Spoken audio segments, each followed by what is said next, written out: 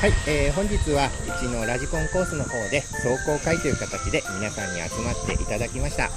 で、その中でも2組の方は今回うちのコースを走らせるのが初めてということなので、この後しっかり走ってもらうんですけれど、うちのコースはちょっと危険なのでうまく壊さず帰っていただければなと思いながら今日は動画を撮っていこうと思います。一応日陰ができるようにタープ張って、準備はしてるんですけれど、その中でも、下のカーペットコースと上にもねダートコースがあるんですけど、その両面をしっかりと遊んでもらえるように、操縦台のところにもタープを張って、この後、皆さんで遊んでいただく様子も撮っていこうと思います。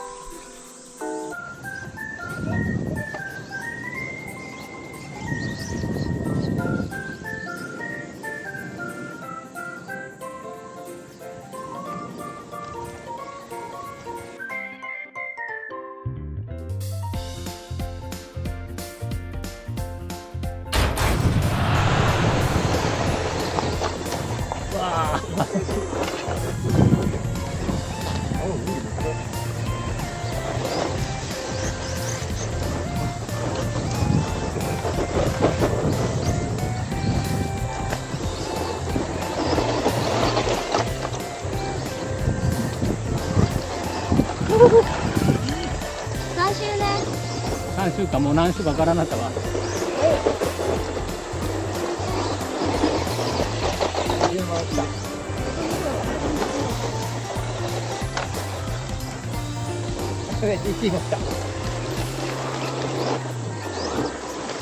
パワーがカーブを聞いたらありすぎないな。